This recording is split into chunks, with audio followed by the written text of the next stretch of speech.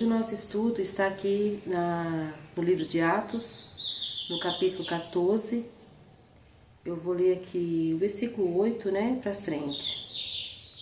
Vamos ver aqui o que o Senhor fala conosco, né, através desta palavra. E estava sentado em Listra certo varão, leso dos pés, coxo desde seu nascimento, o qual nunca tinha andado. Este ouviu falar Paulo, que fixando nele os olhos e vendo que tinha fé para ser curado, disse em voz alta: Levanta-te direito sobre teus pés. E ele saltou e andou. E as multidões, vendo o que Paulo fizera, levantaram a voz, dizendo, em língua licaônica: Fizeram-se os deuses semelhante aos homens, e desceram até nós. E chegavam Júpiter a Barnabé, e chamavam Júpiter a Barnabé e Mercúrio a Paulo, porque este era o que falava. E o sacerdote de Júpiter, cujo templo estava em frente da cidade, trazendo para a entrada da porta touros e grinaldas, queria com a multidão sacrificar. Depois de Paulo, Barnabé realizar um milagre aqui, uma cura, eles estavam ali para pregar, para falar as boas novas, né, a respeito de Cristo, dos milagres, de salvação, de tudo, né, de maravilhoso que vinha de Deus. Aí Paulo, vendo esse homem, olhou para ele, viu que esse homem tinha fé e, fixando os olhos nele, né, declarou ali a cura, e esse homem foi curado, né? E aquelas pessoas ficaram ali maravilhadas, né, com o que ocorreu ali. E já começaram a achar que Paulo era Júpiter, o outro era que um era Júpiter, que o outro era Mercúrio, né? Eles ali viviam numa idolatria terrível, né? E Paulo e Barnabé, os servos de Deus, estavam ali exatamente para trazer conhecimento para aquelas pessoas da verdade a respeito do reino dos céus, para aquelas pessoas serem livres, né, desses costumes errados, mas eles não queriam ver, né?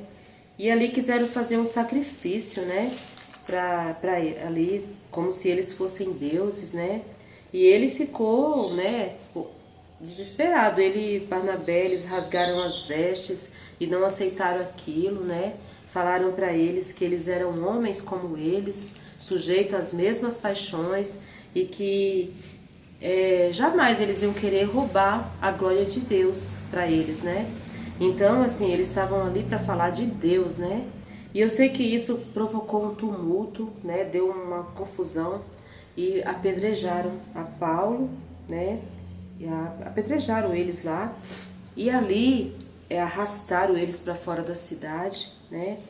E ele ficou ali como morto, ele se fingiu de morto para sair daquela situação.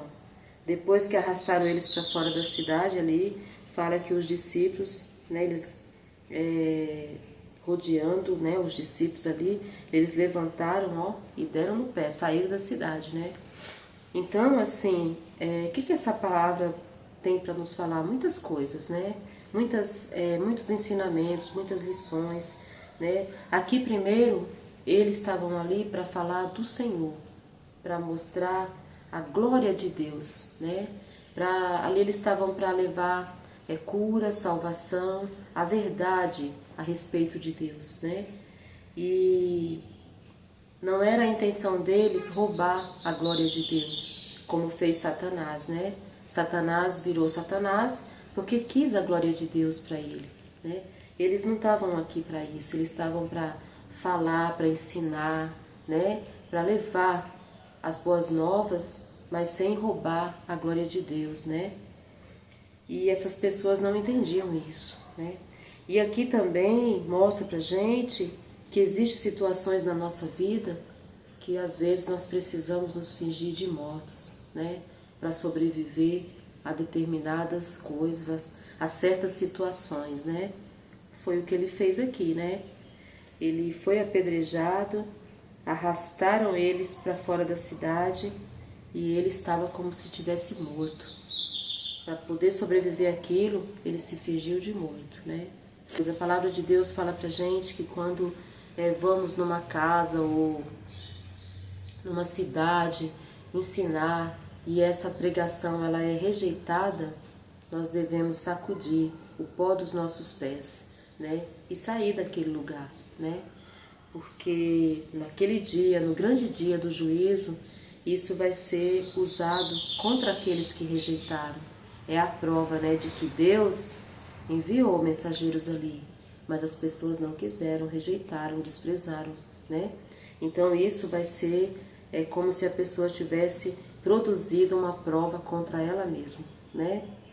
Então foi o que eles fizeram. Depois dali, tendo anunciado o Evangelho aqui no 21, naquela cidade, feito muitos discípulos ali, voltaram para Listra e, enfim, Icônio e Antioquia, e confirmando o ânimo dos discípulos, exortando-os a permanecer na fé, pois que por muitas tribulações nos importa entrar no reino de Deus.